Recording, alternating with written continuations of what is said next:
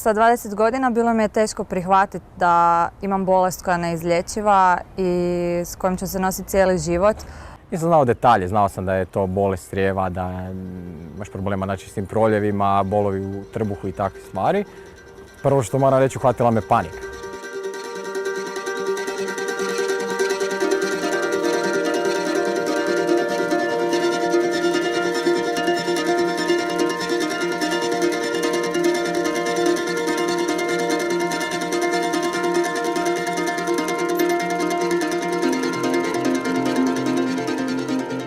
Imam 30 godina, bolim od Crohnove bolesti od svoje 8. godine života, to je znači već 22 godine.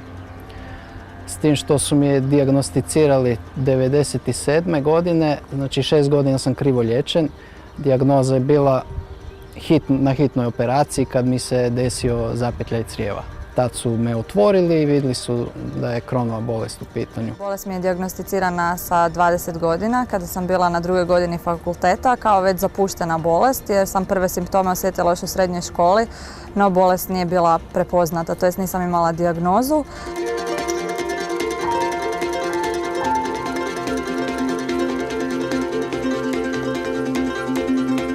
Moje ime je Mirko, imam 35 godina i obolio sam od ulceroznog kolitisa. Teško je priznati da boluješ od neke bolesti kao što su Crohn ili ulcerozni kolitis koji zapravo imaju velik utjecaj na kvalitetu života. Kad su mi otkrili Crohna, to je bilo s 23 godine, znači na 3. godini fakulteta. Pa mogu reći da me jednostavno zadesila bolest kao takva, koja i većinu ljudi koje sam upoznao sa sličnim dijagnozama, odnosno sa problemima.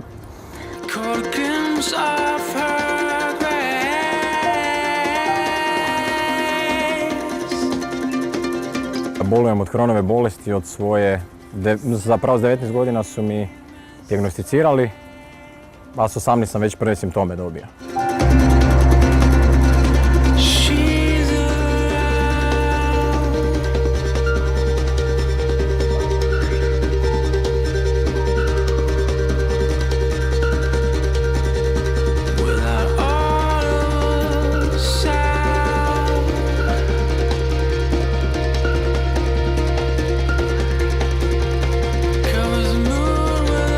Meni je jako dugo trebalo da prihvatim tu svoju bolest. Znači ja sam od svoje 8. godine života bolestan.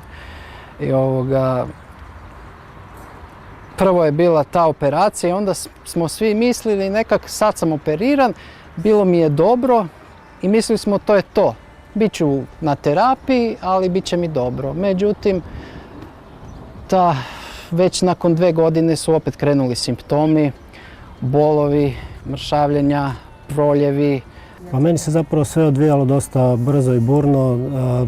Od same dijagnoze, spoznaje za tu bolest, učenje u toj bolesti, pa do puknuća debelog crijeva prošlo svega nekih 20 dana, tako da se ja nisam ni stigao u principu u pravom smislu te riječi upoznati s tom bolešću. Jednostavno počela sam se više informirati o tome i nekako sam morala prihvatiti. Bilo je teško. Obitelj mi je dala dosta veliku podršku u tome i to me jednostavno nekako izvuklo iz sveg toga, jer sam u početku dosta teško to i psihički prihvatila. Nakon prave terapije, adekvatne terapije koju sam dobio za Crohna, se to smirilo i bio sam dobro sigurno nekih 2, 3, čak možda i 4 godine. I male sam neke probleme imao tu i tamo, ništa strašno. I onda sam nažalost dobio tumor koji je bio nepovezan, znači sa Crohnom. I morali su mi prekinuti terapiju, pa uvesti neku drugu terapiju za to, operacija još jedna i onda mi se Crohn opet probudio i jaka upala. I morao sam na operaciju gdje su mi morali odstraniti pola debelog crijeva i morao sam dobiti stomu.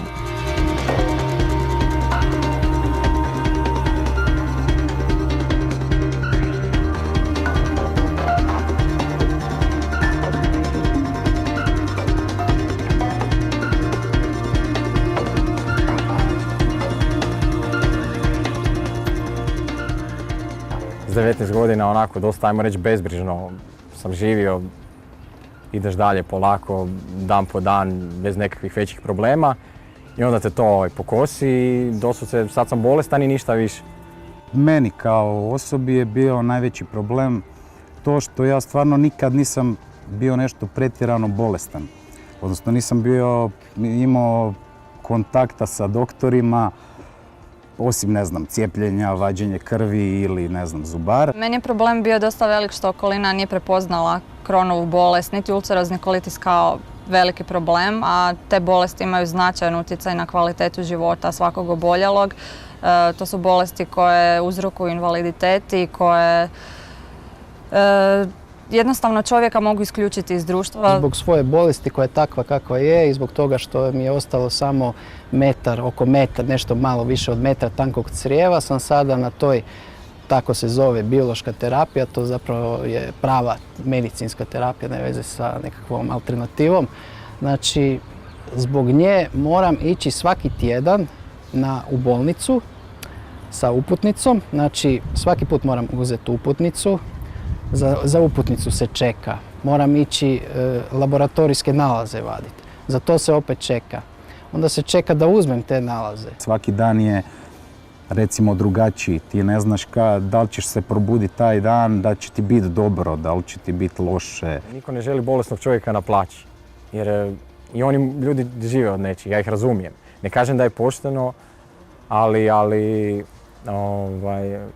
kad ti naručiš se za jedan pregled i oni ti kažu dođi u četvrtak, ponedjeljak moraš ići vaditi krv, u utorak moraš ići podići te nalaze, u srijedu se moraš naručiti za taj pregled da bi u četvrtak došao. Znači ti si cijeli taj tjedan, najmanje 4 sata svaki dan nećeš biti na poslu. Kada bi bili aktivniji u svemu i kad bi im neko pružio šansu, kada bi zapravo našli posao, imali neku dnevnu rutinu, sigurno sam da bi tijek bolesti bio drugačiji, odnosno da bi se bolest donekle u nekom smislu povukla ili bi recimo se stišala na neko vrijeme. Ako bi neki poslodavac bio doista, ne znam, svetac, filantrop koji bi to bez da on išta od toga ima, naravno da bi mogao se dogovoriti, ali stvarno svaka mu čast ako takav postoji koji bi pristao na to da ja svaki tjedan moram u točno određeno vrijeme biti u bolnici i da kakav god on posao ima za mene, da to mora pričekati dok ja ne obavim terapiju.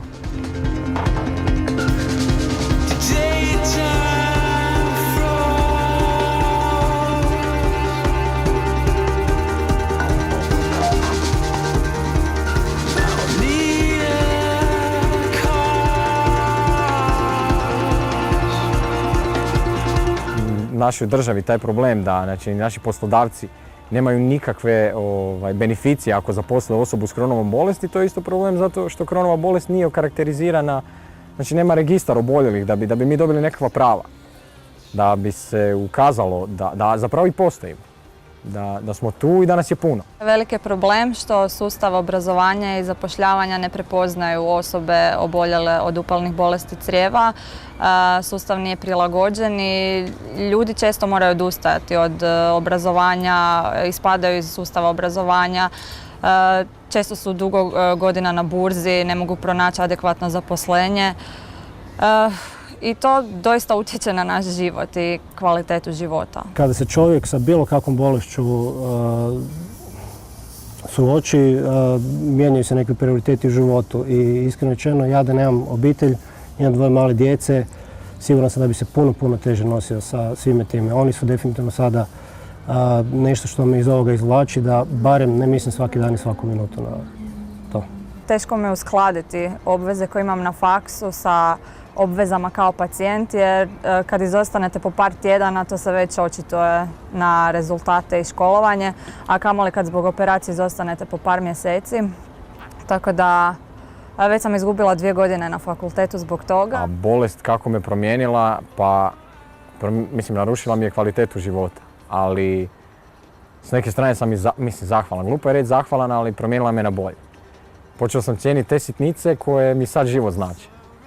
Mislim, to su neke stvari koje prije uopće ne bi pogledao ni jedanput, ne bi uopće na to obraćao pozornost.